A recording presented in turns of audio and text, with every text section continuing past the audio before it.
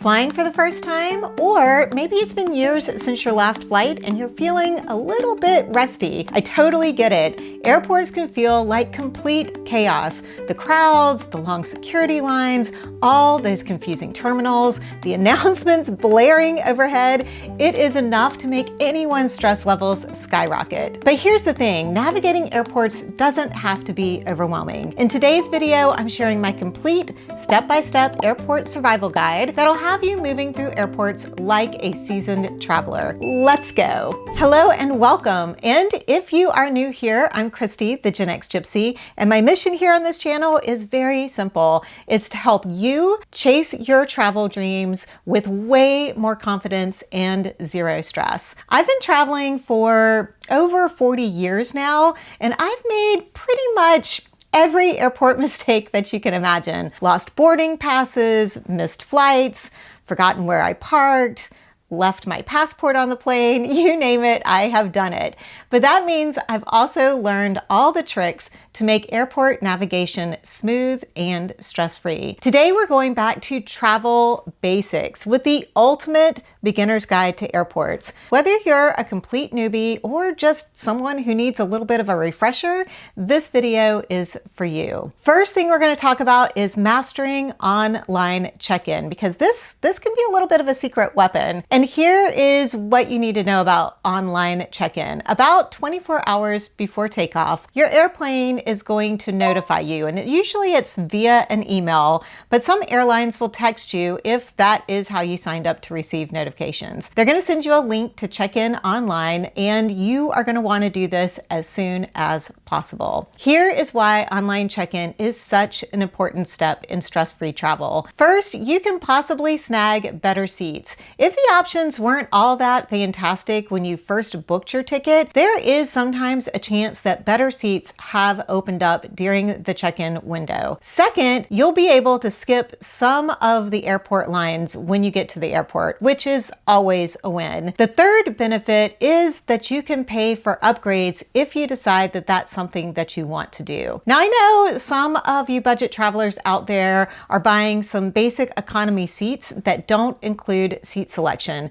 but don't worry, during the online check-in is often where you are going to get your first opportunity to actually choose your seats, even if they're not going to be premium seats. But sometimes you might still have to wait until you get to the airport to get your seat assignment, so be prepared for that possibility too. Almost all airlines these days love charging more for their premium seats. These include exit rows, front of the plane seats, extra legroom, but during online check-in, you might spot some decent free options that have opened up. Maybe someone canceled, maybe someone upgraded to first class, whatever the reason, you can benefit. Look for seats that are closer to the front if you have a tight connection, or you get an opportunity to maybe switch from a middle seat to an aisle or window seat if that is your preference. I mean, who doesn't prefer getting out of that middle seat? During check-in is also where you're going to be handling your checked bag fees. And a quick reminder for some of you, and this can confuse people sometimes, many budget airlines now charge for everything, including carry-on bags that go in the overhead bins. Your personal item, think your purse, your laptop bag, a small backpack, usually does fly for free, but that's going to go under the seat in front of you. I'm breaking this down because I know it can get a little confusing. A carry-on bag is that like wheeled suitcase or duffel bag that you want to put into the overhead compartment above your head. It's usually your normal suitcase. Different airlines have different size requirements for these overhead carry-on bags. Some are really strict and others are a little more lenient. You always want to check your specific airline's baggage policy before you pack, and I cannot stress this enough. What counts as a personal item bag on one airline might actually be large enough to be considered a carry-on bag on another airline. So when I'm talking carry-on and checked-in luggage, the difference between those two are going to be that your carry-on luggage is a piece of luggage that you are actually going to take through security with you, and you are going to carry onto the plane yourself. A checked-in bag is a bag that you are going to take to the counter and you're going to hand to somebody before you go through security. You're going to hand it to that agent and they are going to put a tag on it. They're going to take it from you. And then that bag is going to go into the belly of the plane that hopefully you are flying on to go to your destination. So when you are doing your online check-in, this is where if you have decided that you do want to bring a checked-in bag and you have to pay for that, then this is where you are going to do that. You're going to have an opportunity to do that at the airport too if you want to, but it's just easier to go ahead and get it out of the way when you are doing your online check-in. Now, once you've sorted out your seats and your baggage or baggage fees, this is where you are going to get to a very important part, your boarding passes. And you are going to have several options to choose from.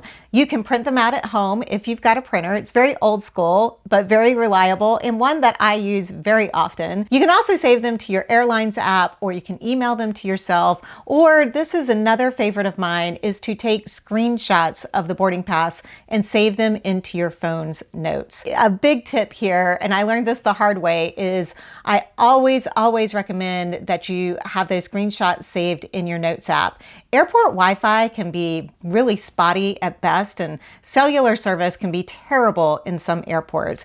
So if your app won't load and you're relying on it to show your boarding pass, you're stuck heading back to the check-in counter to get a paper one printed. This is why I do like the redundancy of having a printed boarding pass, because I don't want to have to rely on Wi-Fi and cellular service in order to pull up my boarding pass. Now, you can save it in your Notes app and you don't actually need Wi-Fi or cellular service in order to access that. So that is a really good place to save it to. Moving on to step 2, airport arrival timing. And this is something that can truly make or break your travel day. And it is something that trips up even experienced travelers. So don't feel bad if this is kind of new news to you. You're going to want to plan your arrival for 1.5 to 2 hours early for domestic flights. And for international flights, you're going to want to be there 2 to 3 hours early, especially if you're flying during busy travel periods like the ones we have coming up with Thanksgiving and the holidays. But here's the really important part, and this is where so many people get this messed up. You're going to be configuring your arrival time based on your boarding time, not your departure time.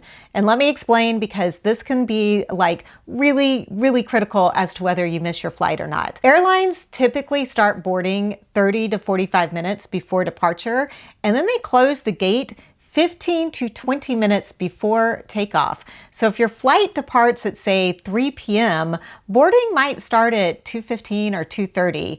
Then they're going to close that gate around 2:40 or 2:45. So if you arrive at 3 p.m., you have missed that flight. They are not going to open the gate for you. Believe me, I have come this close to having that happen to me before. Basically, if you are thinking that departure time equals the time that you need to arrive at your gate to board, you're going to be watching your plane taxi away without you. So make sure to work backwards from your boarding time and not your departure time, because that is absolutely something that will ruin your travel day. Now, here's a great parking lot tip that will really save your sanity, especially when you arrive back home. Take a photo of where you parked. After a week of vacation margaritas and museum tours, or even a stressful business trip, that parking spot location is not going to be nearly as memorable as you think it will. So take a picture of your car and any of the parking level signs or numbers that are around. Get the zone letter, the level number, anything that's going to help you identify where your car is parked. Save it in your Notes app too. I like to even add maybe a little note like Terminal A, Level 3, Blue Zone, near elevator. Whatever you do, your future self is going to be so grateful when you're exhausted and you just want to find your car and get home. Step number 3, checking in at the airport. Okay, you've now arrived at the airport. You've found great parking, or maybe you've gotten dropped off. Now, what do? Once you're inside the airport, look for your airline's signs and head to their area. Every airline has their own section, and it's usually marked with big signs and their logos. Most airports are using self-service kiosks now, which can honestly make things faster once you know what you're doing. You will need your confirmation number, and that's usually the 6-letter code that was in your booking email. It will probably also be on your boarding pass. You might also need the credit card that you use to book your ticket, so have that handy as well. And for international flights, you are definitely going to need your passport. The kiosk process is usually pretty straightforward. You're going to enter your confirmation information, either the confirmation code, you might even be able to scan the barcode from your email, and then the system is going to pull up your reservation. Next, if you are checking bags, you're going to be printing your baggage tags. The kiosk will print out these sticky tags that are going to have instructions on how to put them on your suitcase handles. Then you can print your boarding passes if you want paper copies. Like I said before, I always grab a paper backup, even if I have the digital one. It's handy to have. And once you've got your baggage tags, head to the bag drop-off line. And that is usually very clearly marked. Just look for the signs that say bag drop or checked baggage. Now, don't stress out if you couldn't check in online, because maybe you didn't have internet access, maybe you forgot, maybe the system was down, which does happen.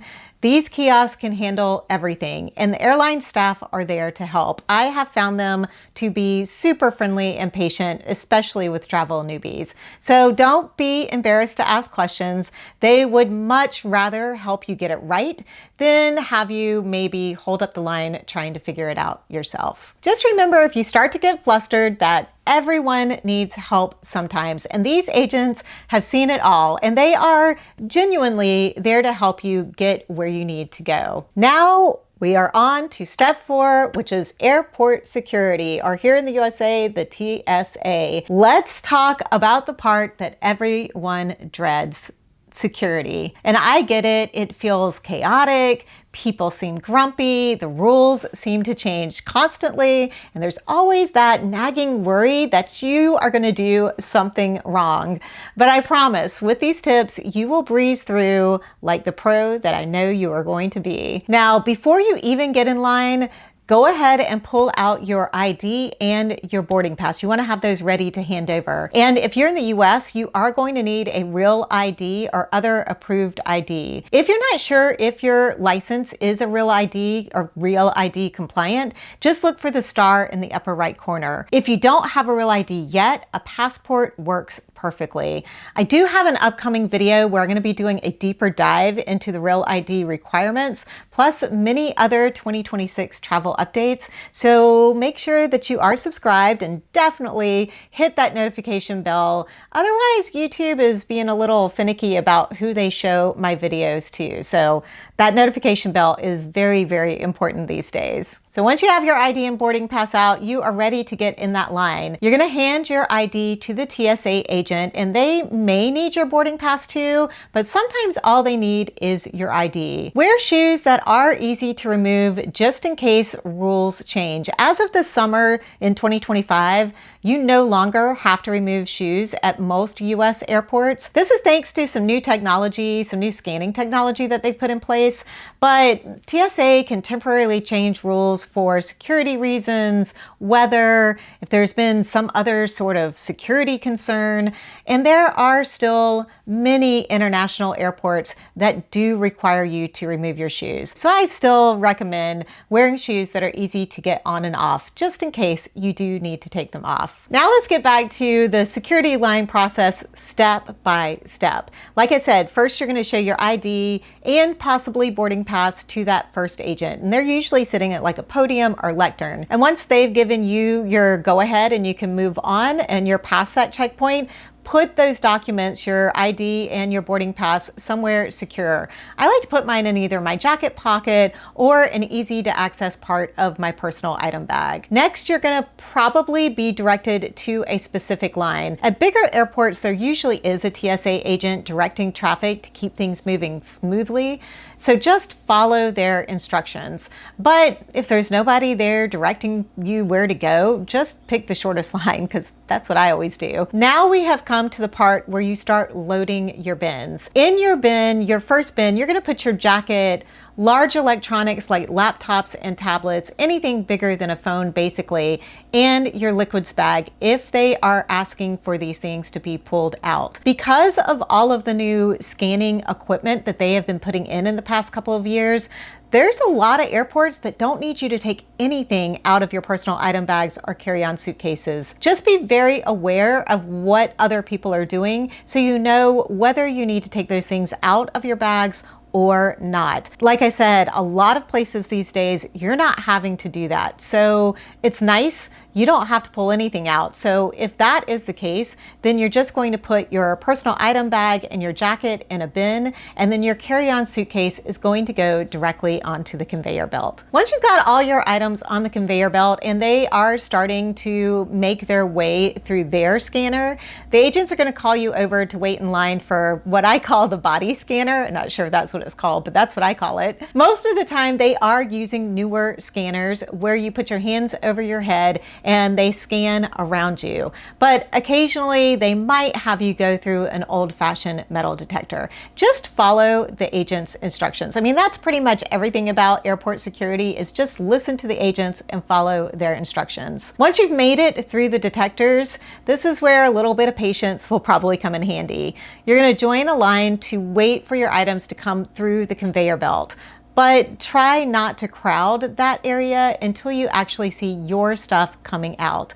Nothing is more frustrating than people blocking when you are trying to collect your belongings. There's people who will stand right in front of that conveyor belt and block the whole thing, and you're having to reach around them to get your bins out. It is so frustrating. So just step back, especially if you know the people that are in front of you had their stuff coming through the conveyor belt before you, then obviously their stuff is going to come through first. So let them be up by the conveyor belt before you step up to the conveyor belt. Another thing that, irritates me a little bit about airport security is bin etiquette. And I cannot stress this enough. Please stack your empty bins. I've been traveling a lot lately and I am seeing way too many abandoned bins just left on the conveyor belt. And if there's no agent there to gather them, it backs up everybody else's bins from coming through. It just takes a few seconds to take your empty bin and stack them so that you can show a little courteousness to your fellow travelers. If you have had to take things out of your personal item or carry-on bag in order for it to go through airport security, you can grab your bins and move them to the tables that they have set up outside of the security area so you can reorganize your stuff.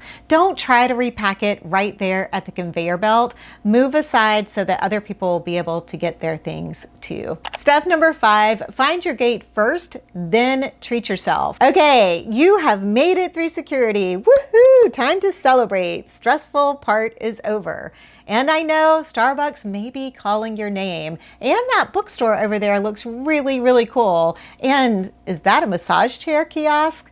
But before you hit up any of the shops or restaurants, you are going to want to go straight to your gate. This is so important because gate changes happen all the time. Airlines sometimes switch gates overnight, and your boarding pass might be showing the completely wrong location. I have seen people miss flights because they went to the gate on their boarding pass instead of checking the monitors for updates. And when you get to your gate, you're going to want to double check that your boarding time hasn't changed. Flight delays happen all the time, but sometimes flights actually leave earlier than they're scheduled, especially if they're ready and all of the passengers have checked in. Not necessarily at the gate, but that they've checked in. Surprisingly, lately, I have had quite a few flights take off 10 to 15 minutes early, so I was glad I hadn't dilly-dallied around. Now, once you've confirmed everything's on track, you've got the right gate, you've got the right time, and the flight is on schedule,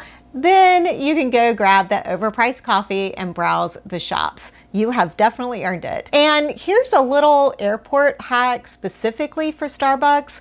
If the line at Starbucks is ridiculously long, you can use your Starbucks app to order and then just pick it up at the counter, saving you time from having to stand in that line. Something I like to do after I've got my coffee, but while I'm waiting for boarding to happen, is to reorganize my bags. You can move your items that you won't need during the flight, like that liquids bag or maybe some of your snacks or extra clothes, from your personal item to your carry-on luggage. You're gonna definitely want to have all of your important stuff in your personal item because of something called gate checking. And that is what we're gonna talk about next in step number 6. Gate checking is super common now, especially on full flights. If you're in one of the later boarding groups on a packed plane, there is a very good chance that they're gonna ask you to gate check your carry-on luggage. This is not your personal item, your luggage that you might be putting in the overhead bin. And let me explain what this means and why it happens. Sometimes gate checking happens truly because all of the overhead bins are actually full. Airlines are packing flights these days, and everyone is trying to avoid checked bag fees. So those overhead bins fill up really fast. But more often than not, it's actually because the airlines are trying to speed up the boarding process. People finding space for their bags and shuffling things around in the overhead compartments takes time, and airlines really want to stay on schedule. So the important part is don't panic if you get asked to gate check your bag. Gate checking is actually, I think, pretty convenient. They're gonna put a tag on your carry-on right there at the gate, and then your bag is going to go straight to your final destination. If you have connecting flights, you don't need to worry about picking it up during those layovers. Your luggage is going to automatically get transferred to your next plane. And when you arrive at your final destination, your bag is going to be waiting for you at baggage claim along with all the other checked bags. The key to gate checking your luggage is making sure that anything you absolutely need during the flight or anything valuable stays in your personal item with you. Like I said before, medications, phone chargers, important documents, some entertainment and snacks. Keep all of that in your personal bag that's going to stay with you. Your personal item will always need to fit under the seat in front of you and never gets gate checked. And a good travel tip here is if you see that your flight is completely full and you are in one of the later boarding groups, you might actually want to volunteer to gate check your bag. Sometimes the agents will even give you priority boarding for your next flight as a thank you for being flexible. Step number 7, potty up. This one might seem like common sense, but you'd be surprised at how many people skip this step. Use the airport bathroom before boarding your plane. Airplane bathrooms are, how do I put this nicely? They're just not great. They're tiny, they get dirty really quickly, and they are just not fun, pleasant spaces to be in. Now, they do get cleaned between flights, but think about it. On a really full flight, you might have 200 people using 2 or 3 bathrooms over the course of several hours. And the math is just not in your favor. Plus, if you have a window or a middle seat, you're gonna have to be asking your seatmates to get up and move into the aisle every single time that you need to use the restroom. If you're on a long flight and you have to do this multiple times, it can get a little awkward sometimes. So do yourself a favor and go use the very nice airport bathroom before you board the plane, even if you feel like you don't really need to. Just try, because your future bladder is definitely going to thank you, especially on those longer flights. And if you did indulge in a venti latte from Starbucks. And while you're at it, this is also a good time to fill up your water bottle if you have one with you. Airport water fountains and bottle filling stations are usually right near the restrooms. Staying hydrated on flights is very important, and you definitely do not want to be filling your water bottle up with the airplane water in the bathroom. Just don't. It's gross. Step number 8, actually boarding the plane. All right, you've used the bathroom, you've got your water, Your bags are all organized and ready to go. It is time to actually get on that plane. So check your boarding pass for your group number or boarding zone. This is going to determine when you can get in line and line up to get on the plane. And every airline is doing this differently these days. Some use numbers like group 1, 2. Some use zones like zone A or zone B. The cheaper tickets usually mean later boarding groups, so be patient. Airlines are going to board their premium passengers first, so think first class, business class, their frequent flyers, people who actually did pay for priority boarding. All those people are going to go first. And then they're going to work their way through to the regular economy passengers. Don't take it personally if you've gotten a group 5, group 6, even 7, 8, or 9, or a zone D. It just means that you probably got a really good deal on your ticket. Here's a few boarding efficiency tips that might help you out. Number 1, know your group number or zone number before they start calling all of those groups, and then you'll have an idea of when you need to line up. You're going to want to have your boarding pass ready and out in your hand so that when they call your group, you can get in line promptly. Now, you don't need to rush. There is plenty of time, but you definitely don't want to lag around either. Then once you're in line, you're going to walk up and then the agent is going to scan your boarding pass. I personally keep my boarding pass out until I am actually in my seat on the airplane, just in case they have double booked you in that seat. And that has happened more than once to me, where 2 of us have ended up with the same seats, especially if it's a day where the airlines are dealing with a lot of cancellations and people getting moved on and off planes, and they change the type of plane that you are flying on. It happens more often than you would think. So I highly suggest keeping your boarding pass out with you until you're in your seat and everyone is boarded. That way you have it available for the flight attendant to look at if there's issues with the seat being double booked. Once you're on the plane, move as quickly as you can, but politely, to your seat. Don't stop in the aisle to take off your jacket or rearrange your bag. Just keep moving and get to your row first and get in your seat, and then you can do those things because other people are trying to board behind you. And like I said before, airlines really want to board pretty quickly these days. If you do have a carry-on bag with you, try to get it stowed as quickly as possible, and don't be afraid to ask the flight attendants for help if you need it. Flight attendants are the absolute pros at figuring out how to Tetris those bags into overhead bins. They know the tricks for fitting things in that we regular passengers would never think of. And although they can't actually lift your bag into the overhead bin for you, they can help make more room so that you can figure out how to get your bag in and how to close the compartment. Just ask them. They're there to help. Now, your personal item, like I said, is going to go under your seat in front of you. And I actually prefer to have mine under my seat because it means I have access to everything that I want during the flight. My book, my snacks, my phone charger, my headphones, it's all right there at my feet. Now, before we wrap up, let me give you a few more bonus tips that can maybe even elevate your airport experience. Number 1, download your airplane's app before you travel. Not just for boarding passes, but so that you can get real-time updates about gate changes, delays, and possibly cancellations. The app often has information much faster than the airport monitors do, even sometimes faster than the agents do. Number 2, bring an empty water bottle. You can't bring liquids through security, but you can bring an empty bottle and fill it up once you are through airport security.